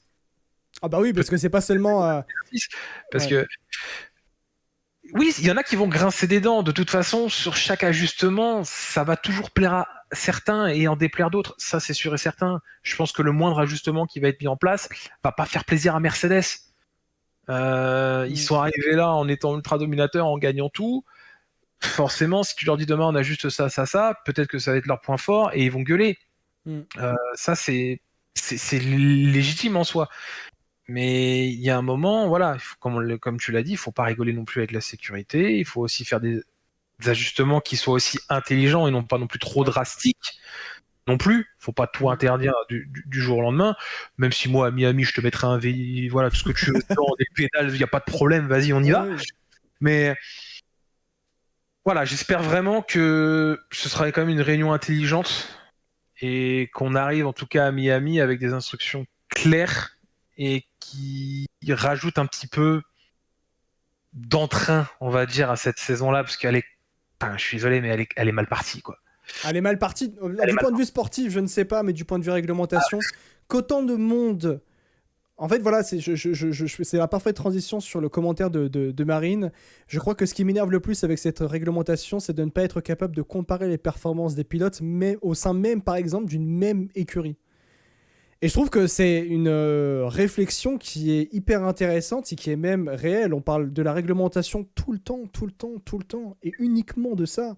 Et ça, c'est un signe qui ne montre pas, parce que le règlement écrase le sport en lui-même dans les conversations. Et c'est quelque chose qui ne va pas, parce que c'est ça aussi qui est fou dans ce qu'on vit aujourd'hui, c'est la gestion énergétique est tellement variable, tellement incomprise, pour ne pas dire totalement incomprise, d'un tour à l'autre, que même les analyses les plus pointues deviennent impossibles.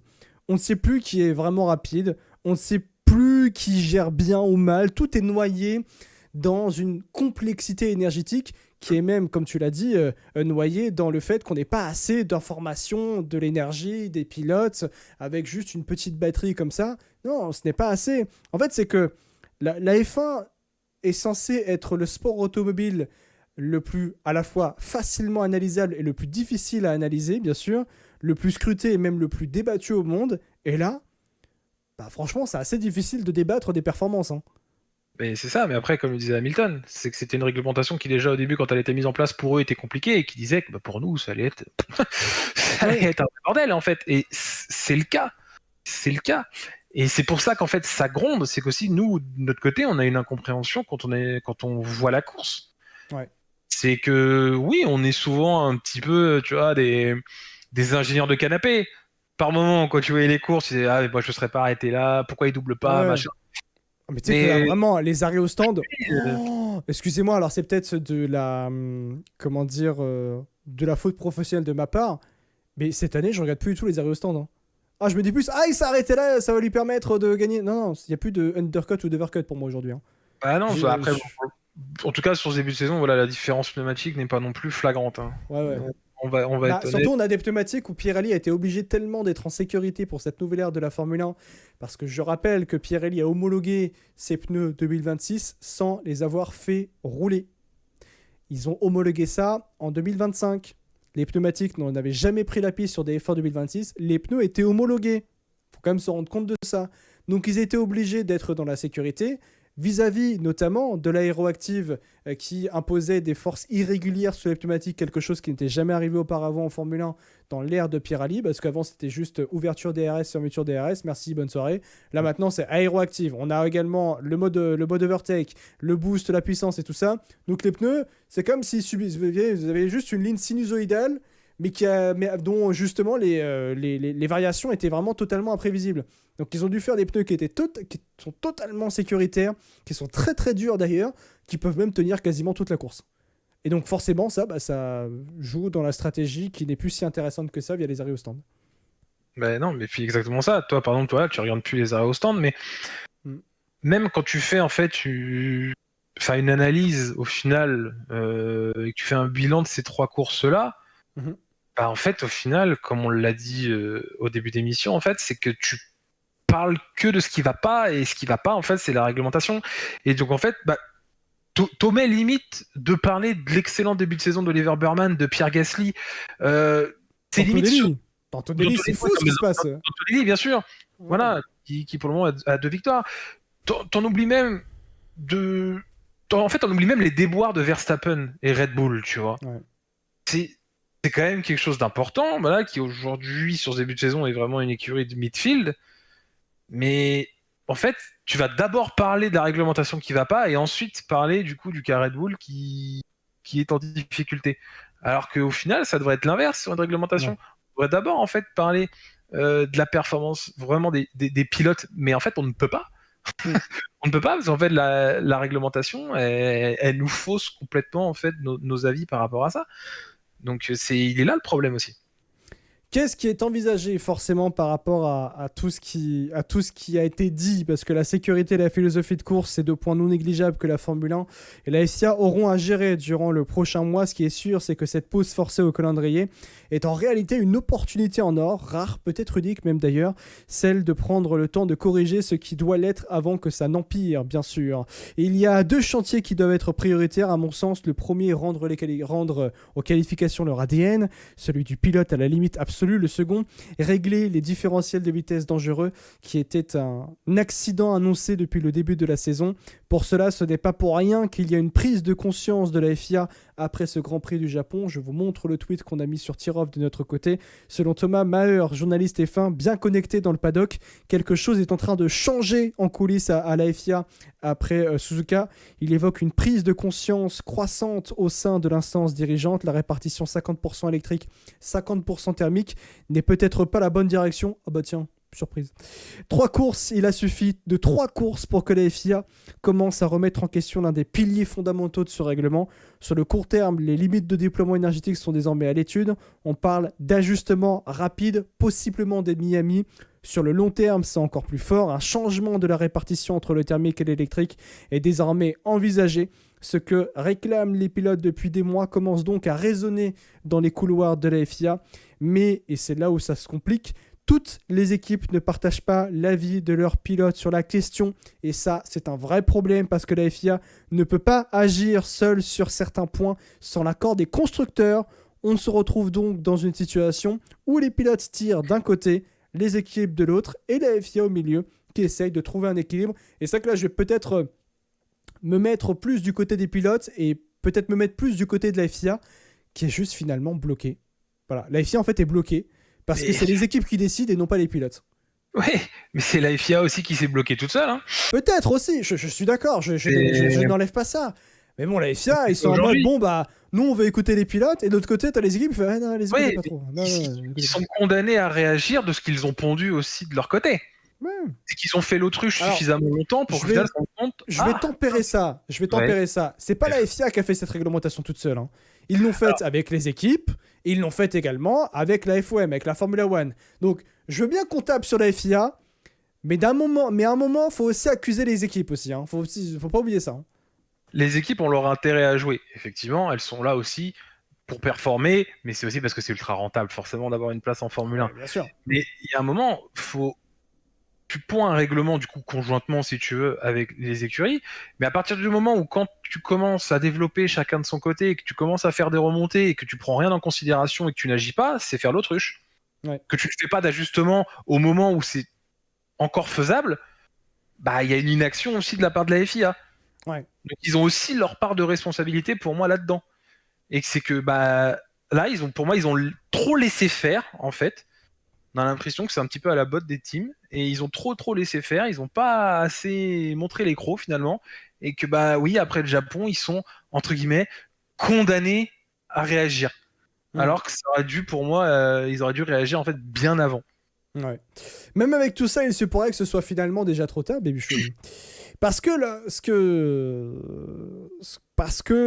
la F1 est peut-être en train de vivre quelque chose d'historiquement dangereux. Elle est censée être la réunion, je l'avais dit il y a quelques épisodes de ça, mais je reprends cette expression, elle est censée être la réunion des meilleurs pilotes de la planète dans la discipline la plus exigeante au monde. Et aujourd'hui, son quadruple champion du monde de Formule 1 menace de partir. On l'a mis effectivement sur Tirov. Max Verstappen, 4 titres mondiaux. Le pilote le plus dominateur de sa génération envisage de partir. Il n'a plus envie d'être là, Max Verstappen. Ce qui me frappe profondément dans ses déclarations à Verstappen, c'est qu'il ne se plaint pas des résultats. Il accepte d'être 7e ou 8e d'ailleurs, c'est ce qu'il a dit. Ce n'est pas une question de performance, c'est bien plus grave que ça.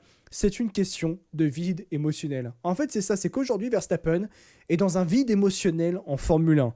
Une fois dans le cockpit, il ne ressent plus rien. Plus de plaisir, plus de sensations, plus rien. Juste une gestion permanente de sa machine qui va à l'encontre de tout ce qu'il fait, l'instinct naturel d'un pilote de course. Et il ose poser la question que personne dans le paddock n'ose formuler pour l'instant publiquement. Seul lui le dit, pas Fernando Alonso. Est-ce que finalement ça vaut le coup ? Ou est-ce que je préfère être chez moi, avec ma famille, à la maison, voir mes amis ? À quoi ça sert de venir aujourd'hui pour Max Verstappen ? C'est ça qu'il se pose aujourd'hui comme question le néerlandais. Et en fait, c'est que quand tu as le meilleur pilote du monde aujourd'hui qui se pose cette question, Là, aujourd'hui, il y a quelque chose de fondamental qui est cassé. Il conclut ce qui ressemble à un ultimatum à peine déguisé. Pour qu'on recommence à prendre du plaisir, ils savent ce qu'il faut faire. Cette phrase... Et il a tout dit. Oh, si la FIA n'a pas un flingue sur la tempe, je sais pas ce que c'est. Hein. Mais voilà, ils savent ce qu'il faut faire. Pas besoin de traduire. La FIA est visée directement, publiquement. Et ce qui rend cette menace absolument crédible du départ de Max Verstappen, c'est que Verstappen, il ne bluffe pas. Hein. Verstappen, s'il veut partir, il se barre. Il n'y a pas de problème là-dessus. Hein. Verstappen a déjà en fait construit une vie post-Formule 1, avec notamment son équipe de GT. Ses ambitions visent directement d'ailleurs les 24 heures du Nord. Max Verstappen, qu'il fera, bien sûr, une course qu'il qualifie d'incroyable, dont l'édition 2026 tombe d'ailleurs très commode, très dans le creux du calendrier entre Miami et le Canada d'ailleurs. Il a notamment également donné des motivations pour faire les 24 heures du Mans, Max Verstappen. En fait, là où il faut aller, c'est que la carrière de Max Verstappen, post-Formule 1, n'est pas hypothétique. Elle est déjà là. Elle est déjà installée. Elle existe déjà, cette carrière après Formule 1. Et si un pilote comme Max Verstappen, quadruple champion du monde, visage de la Formule 1 moderne, décide de partir parce qu'il refuse la manière dont on doit piloter ces voitures-là, enfin, je suis désolé, mais comment la Formule 1 elle-même, qui est le pinacle du sport auto, va réussir à justifier le départ du meilleur pilote du monde, de son meilleur pilote aujourd'hui en Formule 1? Comment la Formule 1 pourra justifier ça? Comment la Formule 1 pourra justifier le départ de ses meilleurs pilotes aujourd'hui, des meilleurs pilotes du monde, comme les Max Verstappen? Mais si demain Verstappen part, il y en a d'autres qui vont partir. Hein.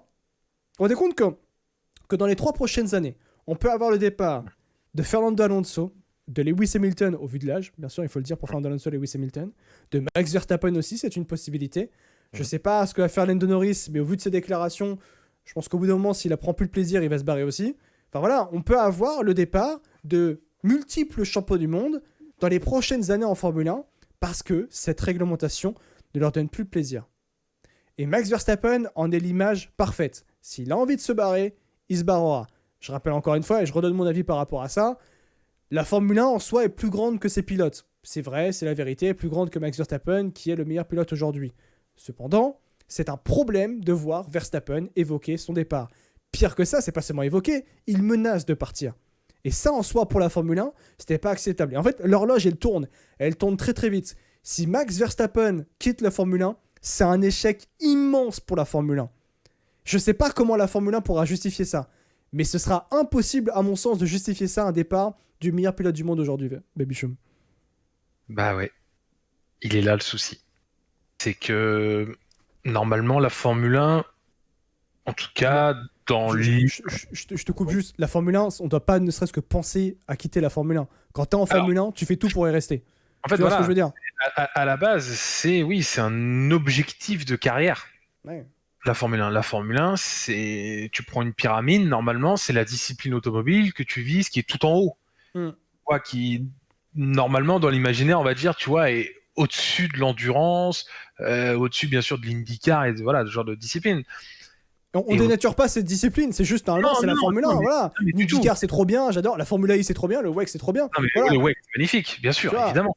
C'est pas le sujet, mais c'est une autre discipline en fait qui n'a rien à voir avec la Formule 1 et la direction que prend la FIA. En fait, c'est un règlement qui, comme j'ai dit, qui ne changera pas du jour au lendemain. On va peut-être partir pour 3-4 saisons avec ce genre de règlement et ça va faire qu'aujourd'hui la F1 elle a risé un petit peu du sport automobile et que donc tu prends le cas de Verstappen qui pour moi, et je le dis encore une fois et je le répète, j'ai dit plusieurs fois au cours de tes lives, mais c'est un pilote qui est né plus de 20 ans trop tard, qui aurait couru au début des années 2000, qui se serait éclaté comme pas possible. Et c'est légitime, en fait, pour un pilote comme lui, la mentalité qu'il a, et en tout cas l'amour aussi qu'il a pour le sport automobile, oui, de se poser la question très sérieusement, de savoir qu'est-ce que je fais là, en fait. Qu'est-ce que je fais avec une réglementation en fait, qui ne me permet plus de me battre comme je le veux, qui ne me permet plus de piloter comme je veux. Donc, tu perds Verstappen, effectivement, comme tu l'as dit, là, dans 2 ans, Hamilton Alonso, c'est peut-être parti. Qui prend la relève aujourd'hui? Qui est apte à prendre la relève en tant que porte-étendard de la Formule 1 aujourd'hui sur la grille? T'enlèves Verstappen, j'en vois pas tellement. Alors oui, Sainz, c'est président du syndicat des pilotes. Bon, d'accord.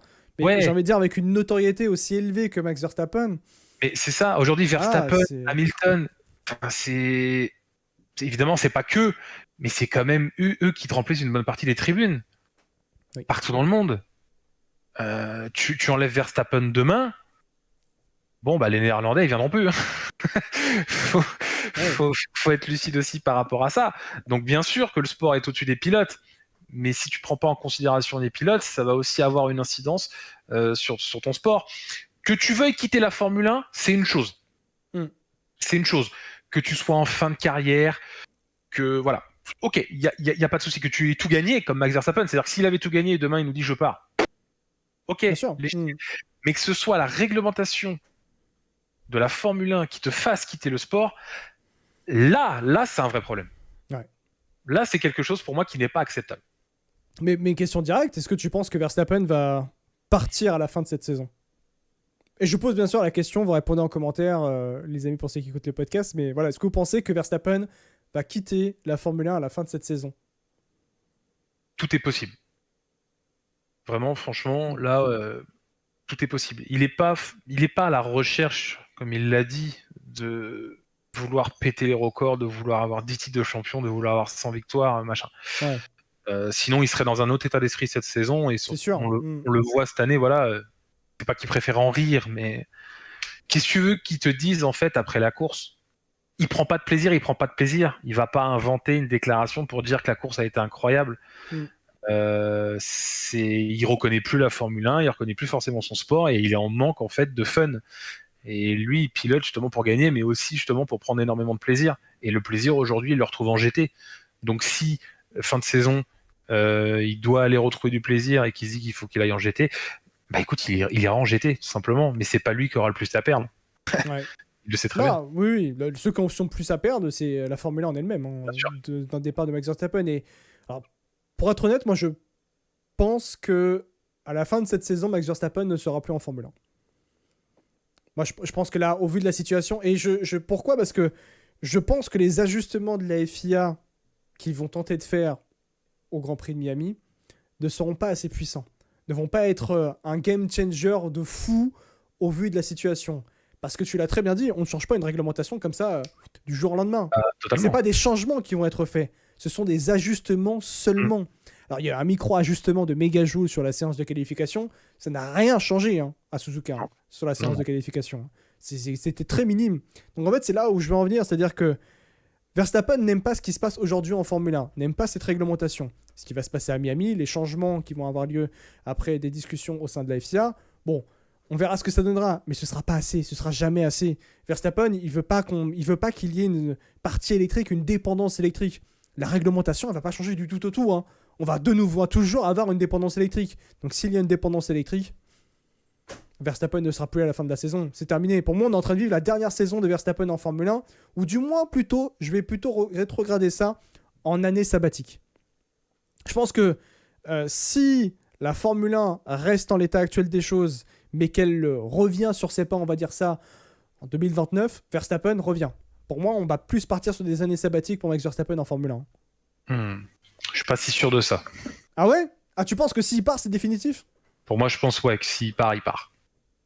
Ouais. Pour moi, s'il part, il part. Comme tu l'as dit, il a tellement d'autres projets. Il a tellement de choses à aller gagner, à aller chercher. Il prendra beaucoup plus de plaisir ailleurs. Et je pense que s'il s'éclate en GT, s'il s'éclate au Mans, s'il a un projet en proto, il ira, il foncera et il fera pas mal, il retournera pas. Ouais. Et il l'a dit de toute façon lui-même, c'est que s'il quitte la Formule 1, ce sera pas pour y revenir.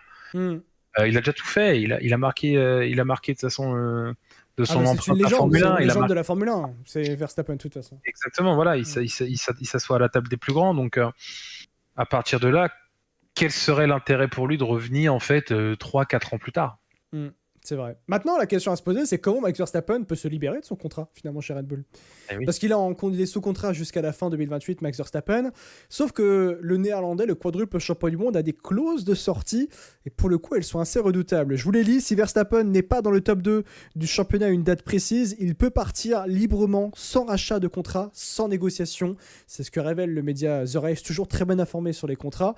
Donc, en d'autres termes, il peut partir, il peut quitter la Formule 1, mais il peut également signer quand il veut dans une autre écurie aussi, notamment Mercedes. Sûr. George Russell devrait se méfier quand même. Bref, aujourd'hui il est 9ème au championnat avec 12 petits points. George Russell, 2ème, en a déjà 51 de plus. Mercedes domine, Red Bull galère avec sa nouvelle unité de puissance maison, Red Bull Ford. Et sa clause de sortie, elle est déjà en train de se dessiner comme une autoroute, on va dire ça, pour Max Verstappen. Et il y a un dernier élément qui change tout. Verstappen n'a pas besoin de notifier Red Bull de sa décision avant octobre.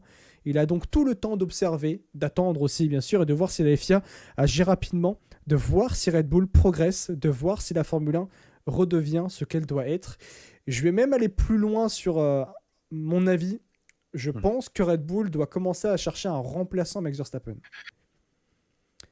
Ça revient à ce que je disais sur Verstappen va partir à la fin de la saison, mais pour moi je trouve que ce ne serait pas un manque de respect envers Max Verstappen si Red Bull cherche un remplaçant à Verstappen, même si factuellement le remplaçant c'est Isaac Hadjar parce qu'il vient chez Red Bull pour devenir le nouveau Max Verstappen et le nouveau leader de Red Bull et le nouveau pilote Red Bull champion du monde, bien sûr Isaac Hadjar, mais de l'autre côté Verstappen, je pense que ça va être compliqué de rester chez Red Bull, hein, au vu de la situation non pas seulement sportive, mais surtout du point de vue de la réglementation. Donc c'est dans ce sens-là que je pense que ce ne serait pas un manque de respect si Red Bull commençait à chercher un remplaçant à Verstappen pour 2027, parce que j'ai du mal à imaginer un Verstappen dans cette nouvelle ère de l'avant Formule 1 et dans cette réglementation, toujours là l'année prochaine.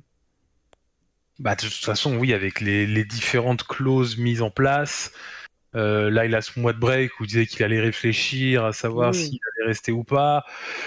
Voilà, il va se donner quelques mois de réflexion. Je pense que la situation, en tout cas aujourd'hui chez Red Bull, on est conscient d'où on est. Ouais. Et je pense qu'on peut prospecter, mais pas non plus se projeter tout de suite et en étant catégorique sur le fait que Max partira. Oui. C'est normal, en tout cas. C'est un avis, hein. Voilà. Bien sûr. Ah ouais. Non, mais tout à fait. Et après, Red Bull ont des pilotes sous la main. Ils sauront prendre la décision, en tout cas, au bon moment. Je pense pas que Verstappen, si demain il annonce qu'il part, le lendemain on ait un communiqué pour dire qu'il va le remplacer. Je pense pas que ça marchera comme ça. Il faut être assez lucide là-dessus. Mais il faut anticiper, en tout cas, l'après Verstappen. Ouais. Ça, c'est une évidence. Est-ce qu'on peut dire, et curieux d'avoir vos avis dans les commentaires, mais est-ce qu'on peut dire que Verstappen tient en otage la Formule 1 aujourd'hui ? Peut-être indirectement, ou peut-être directement, parce que lui, il a envie que les choses changent en Formule 1. Et je pense pas qu'il ne le fasse seulement pour lui, Verstappen. Hein. Je pense qu'il le fait pour tous les pilotes dans la globalité. Donc, voilà, d'où ma question. Est-ce que tu penses qu'il tient en otage la Formule 1 ? Jusqu'en octobre même, d'ailleurs. Il tient pas forcément en otage la Formule 1, en fait. Verstappen a toujours été Verstappen. Et Verstappen n'est pas ce que la F1 aime. Ce que la Formule 1 aime, c'est Charles Leclerc. Notamment dans ses déclarations, tu vois. Quelqu'un de policé, tout ça. Et aujourd'hui, un pilote comme Verstappen dérange dans sa façon justement de faire ses déclarations, dans sa manière de penser, dans sa manière aussi de dire les choses, très franche, très brute. Ouais. Mais il y a un moment, il faut aussi montrer en fait qui est réellement le ressenti de la Formule 1 à la FIA. Ouais. Parce que si on fait tout le monde il est beau, tout le monde il est gentil, c'est pas comme ça qu'on va améliorer les choses. La gronde aujourd'hui qu'il a pour la Formule 1, on est énormément de fans et pourtant on n'est pas pilote, hein, pourtant on l'a pas dans les mains, dans nos places là, à partager en fait son ressenti. Ouais. Et ce ressenti-là, en fait, il passe tellement mal que du coup, on est censuré sur les réseaux. Bien sûr. Oui. C'est problématique en fait aujourd'hui de te dire ça, de dire que tu as une réglementation qui plaît à pas grand monde et que quand tu le dis ça plaît pas, donc du coup faut masquer, faut supprimer et limite faut faire taire Verstappen. Bah non, en fait pour moi il a parfaitement raison et les autres aussi qui sont contre cette réglementation ou en tout cas qui veulent des ajustements d'urgence, bah il faut le dire. Il y a un moment, il faut le dire, il faut faire pression là-dessus parce que c'est pas en disant oui, oh non, moi j'aime bien, oh non, moi j'ai rien contre, machin, que ça va faire avancer les choses. Clairement. Et en ce sens, pour moi, Verstappen essaye de faire bousculer les choses, de faire avancer les choses. Et quand il dit, il sait ce qu'il faut faire pour améliorer la Formule 1, en tout cas pour qu'il reste, on le sait tous. Ce qu'il faut dans cette monoplace-là. Ça, c'est une évidence pure et dure. D'ailleurs, Stefano Domenicali, qui est le patron de la F1, et Max Verstappen vont dîner ensemble la semaine prochaine ou durant le mois d'avril, de toute façon, durant la pause. Ils sont tous les deux à Monaco, vous inquiétez pas que ça va vite se faire. Donc voilà, et je trouve ça intéressant qu'il y ait ce dîner, parce que je pense que ce dîner va être game changer pour l'avenir de la Formule 1 et surtout l'avenir de Max Verstappen en F1. Alors, est-on en train de détruire la Formule 1 avec cette nouvelle réglementation ? Ma réponse, vous l'avez un peu comprise, ma réponse est non, du moins pas encore, mais on est en train de l'abîmer sérieusement. Et si personne n'agit maintenant, la destruction, elle, pourrait devenir sincèrement est bien réel. Parce qu'on vit, parce que de ce qu'on a vu en 3 Grands Prix, c'est une réglementation qui a du potentiel, un vrai, mais qui souffre de défauts profonds qui menacent l'essence même de ce sport. Des qualifications vidées de leur sens, à mon sens, des dépassements accidentels, des différentiels de vitesse qui sont dangereux, et le meilleur pilote du monde qui n'a plus envie d'être là. Ce n'est pas rien, c'est même beaucoup, beaucoup trop en l'espace seulement de 3 Grands Prix. Mais je refuse d'être défaitiste, parce que la pause forcée au calendrier est une chance, une fenêtre rare, peut-être la seule de la saison pour corriger ce qui doit l'être avant que ça devienne irréversible. Et cette fenêtre, elle se ferme à Miami. Alors voilà ce que je veux dire directement à la FIA. Vous avez construit une réglementation ambitieuse, l'intention était bonne, la philosophie châssis est plutôt réussie, mais vous avez fait une erreur sur le moteur et vous le savez, les pilotes vous l'ont dit avant la saison, ils vous l'ont dit même pendant la saison, avant la saison et pendant la saison, et Suzuka vient de vous prouver de la manière la plus brutale qui soit, malheureusement pour Oliver Burman. Vous avez encore le temps d'agir, vous avez les leviers, la sécurité et votre domaine souverain. Utilisez-le, écoutez les pilotes, pas seulement les équipes, pas seulement les chiffres de dépassement, écoutez ceux qui sont dans la voiture à 300 km/h. Je vais même faire l'inverse pour les équipes, et les équipes, il faut qu'elles écoutent les pilotes. Écoutez vos pilotes du côté des équipes, parce que si vous ne le faites pas, ce n'est pas nous les fans qui partirons en premier, ce sont les pilotes, et quand les pilotes partent, la F1 partira avec eux. Je pense que c'est un peu ça, Baby Choum. Est-ce que je suis peut-être allé trop loin, mais pour moi, le mot de la fin, c'est pour toi. Est-ce que tu gardes espoir quand même pour cette réglementation ? Compliqué. T'as le droit de dire qu'il faut tout raser, hein, mais... Ah non, mais déjà, pour moi, j'étais pas très très optimiste, clairement, à l'arrivée de cette nouvelle réglementation. Et bon, ça me donne un petit peu en fait raison de ce que je vois, jusque-là. On aura, comme j'ai dit, on n'aura rien avant l'année prochaine. Donc à partir de là, cette saison, ce sera, comme on l'a dit, des ajustements. J'ajoute qu'il faut surtout se dépêcher pour dire ce qu'il faut changer pour l'année prochaine, parce que les moteurs, ils sont en ce moment. Donc bon. Tu vois, même on parlait de l'Adwo cette saison où ça va peut-être redistribuer les cartes. Ouais, enfin bon, non, ce sera pas suffisant. Ouais. Ce sera pas suffisant. Donc oui, en fait, on est allé trop loin. Et pour rebondir un petit peu à ton mot de la fin aussi, c'est que les pilotes partiront, mais les fans, pour moi, sur ce début d'année, sont quand même déjà en train de partir, quoi. Ouais. À ce qui paraît, les audiences du Grand Prix du Japon, Canal+, et même Mondial, n'étaient pas si bonnes que ça. Voilà, et on n'est qu'à la course 3. Ouais. On n'est qu'à la 3e course. Et voilà, ça rebondissait justement aux personnes qui ont réagi du coup pour cette émission-là. Où oui, ça les empêchera pas en fait de pas regarder, c'est pas grave. Et quand on est à te dire aujourd'hui que tu regardes pas la F1, tu peux louper, c'est pas grave. C'est qu'il y a quelque chose qui va pas et que c'est très profond et qu'il faut agir. Vraiment qu'il faut agir parce que la F1 prend clairement pas la bonne direction. Ouais. Mais je ne suis pas défaitiste de mon côté, je garde espoir quand même pour cette réglementation.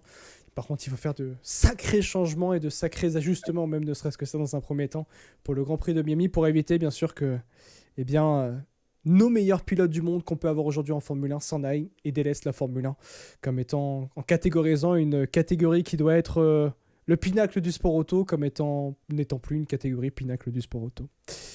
Et ben voilà, je pense qu'on a été dans le fond du sujet. On a tout abordé, je pense, Baby Choum, en vrai de vrai. Je pense qu'on peut remercier beaucoup tous ceux qui ont réagi, qui ont donné leur avis en commentaire, et également sur le Insta de Pushlap. On a tout montré. Et c'était trop cool. Immense merci à tous ceux qui ont donné leur avis. Vous avez permis à cet épisode de se faire. Et vous avez permis à cet épisode, oui, de se faire. C'est français ce que j'ai dit. Et c'est cool, encore une fois, de voir un Pushlap communautaire qui était un gros push de la commu. C'est vrai. Et c'était trop cool. Merci Babychoum d'avoir encore été présent. C'est trop cool, encore une fois, de faire un deuxième épisode avec toi. Merci de l'invitation. Ça fait toujours plaisir d'être là. Bah oui, alors pour tout vous dire, il n'y a pas eu de live de mon côté ce week-end puisque j'étais bloqué dans le sud pour ce Grand Prix du Japon, j'étais bloqué dans le sud, donc bon, là du coup je me suis dit, bon allez, on va faire un push-lap avec Babychoum, comme ça ce sera bien. Pas d'after F1 de mon côté, mais au moins il y aura un push-lap et on aura tout dit, bien sûr, les amis. N'hésitez pas à donner vos avis encore une fois en commentaire, c'est extrêmement important. On lira tous vos commentaires et on discutera également dans la section des commentaires, ne vous inquiétez pas. Mettez un pouce bleu, c'est hyper important, de liker la vidéo pour le référencement, de donner de la force, de vous abonner à la chaîne YouTube et bien sûr si vous écoutez ce podcast sur les plateformes, des podcasts dédiés en audio, n'hésitez pas à noter le podcast et à donner également vos avis en commentaire sur ce que vous appréciez ou non, tiens justement, dans ce podcast. Voilà les amis, si vous voulez suivre Babychoum, je vous mets en description sur la chaîne YouTube, sur l'épisode, dans la description de cet épisode, les réseaux de Babychoum. Il est principalement sur Twitter, les copains. Et puis quant à nous, on se donne rendez-vous soit vendredi pour un Pushmag, sinon la semaine prochaine pour un nouvel épisode de Pushlap. Sachez que j'ai booké un nouveau pilote qui viendra dans Pushlap. Il est français, il est en F3. Et vous devinez, moi j'ai déjà eu Justin, donc ce sera un des autres. Voilà les amis. Bref, merci beaucoup les amis, on se donne rendez-vous très vite. De toute façon aussi également sur le Insta et le TikTok de Pushlap. Merci les amis, merci beaucoup Babychoum. Et on se dit à très vite les copains.